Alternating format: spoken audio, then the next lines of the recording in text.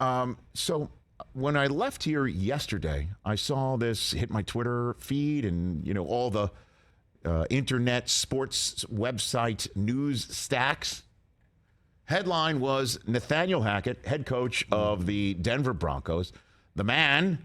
Who's the first-time head coach in his first-time game as a head coach. Talk about unique circumstances. Russell Wilson is his new quarterback. In case you need the backstory, he used to be a Seattle Seahawk. and the really? NFL schedule makers, zero chill. They put him in Seattle in game one of his Denver Bronco career, right back there in front of the 12s. And Russell knows this, and I'm sure Nathaniel Hackett knows it too.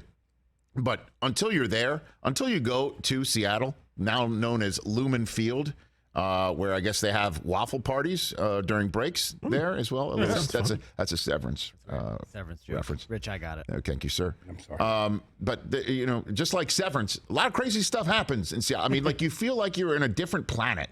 It's loud. The stadium is just different looking, and then crazy-ish happens in Seattle.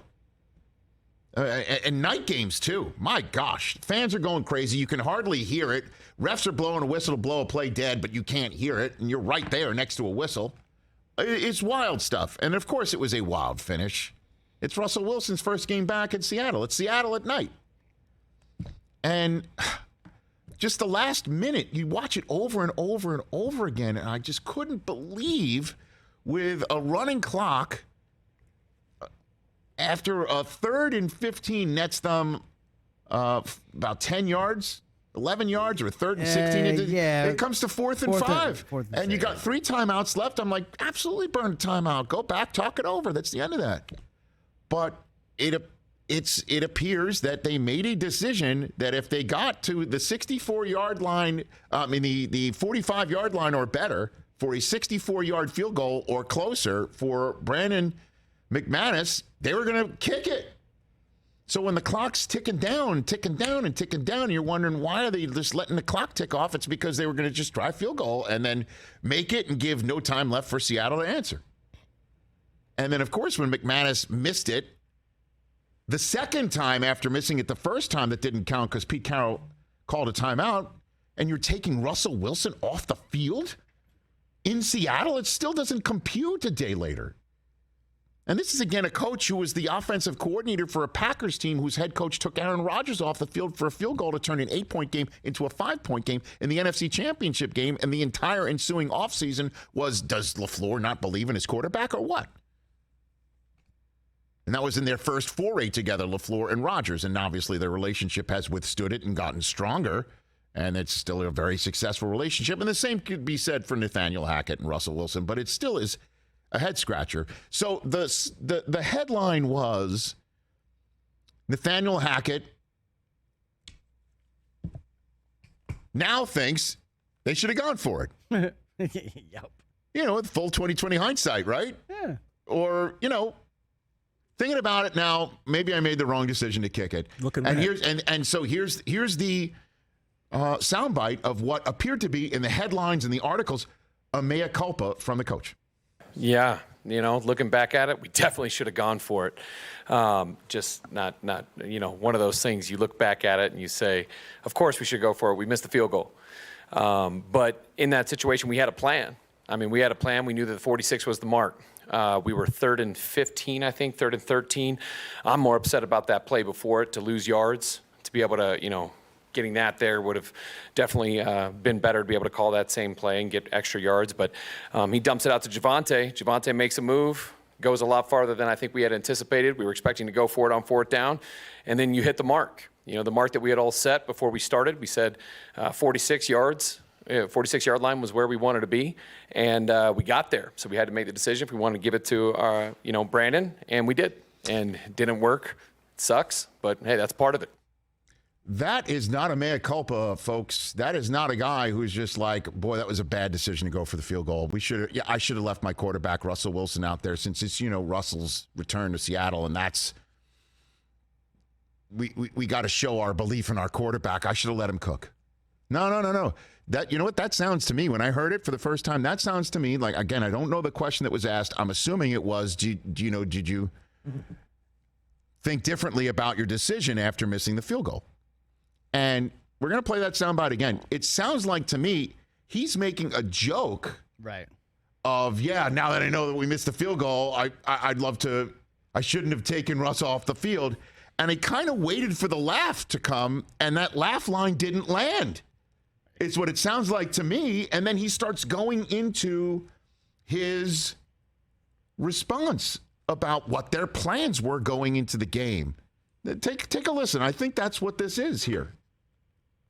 Yeah, looking back at it, we definitely should have gone for it.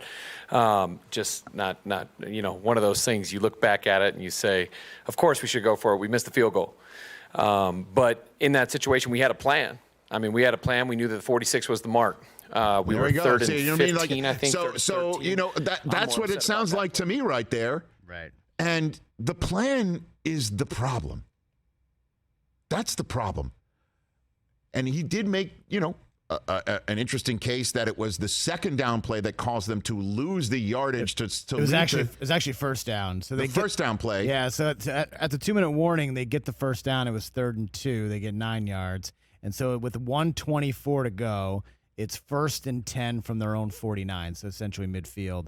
And Russell Wilson throws to Javonte Williams, and he loses 4 yards. That's the one. And it sets up 2nd and 14. Russ is incomplete. And then 3rd and 14, obviously, he gets 9 yards. Right, so he's pointing out, like, if the first down play got positive yardage, then the third down play would have netted them the first down or close to the first down, and clearly they would have gone for it or been closer to the mark. Right. That's the whole idea. And I understand you have to have a pregame plan, like you say to your kicker, when, what's the furthest away that you are confident that you can make it? And he's just like, 64 yards, which is fascinating to me because he had never made one from that distance or even 60 plus. We had that graphic to lead our show on Tuesday. And it's kind of like, okay, McManus, like, really? That's your mark? Because I guess you must have felt it in pregame snap. His previous 64-yard attempt that he had made from that actual yardage was 2019. He missed it. Missed from 70. He's missed 1 from 63 and 2 from 62. As a matter of fact, prior to him, 38 different attempts from 64 yards or longer got missed in the history of the NFL. Rich, one thing. So hold on a second, then you can jump in. I'm just saying the plan was terrible. And that, not every, and again, it's his first foray at it, and the hindsight is sure he missed the kick. And if he'd made it, we'd be talking about, wow, that was an interesting way for Russ to finally get his first win as a Bronco. But that's not the way it went. It went, it's Russ's building. He's back. He has a chance to get you 5 yards and get you closer for a much more manageable field goal. It doesn't matter what your kicker said, or as Mark Schlereth said when he appeared yesterday, okay, Ray Finkel, we don't care what you have to say, how far out you can make it. We got Russ here. We're going to go for it with him. Place is out. And so I thought when I read that headline, mea culpa, he understands, or he gets it. That's just like he's waving his game plan at everybody like at Hoosiers. And I think, he can – I'm not saying this means he can't coach and he's not going to be successful and the Broncos are screwed. I'm just saying that everybody, the headlines and the stories were written like this was a teachable moment for the first-time head coach in his first game. And to me, I don't think that his teachable moment is to tell everybody, I've got a plan, I know what's going on with this team, and I made the call, and it sucks it didn't work out. It's the way it goes.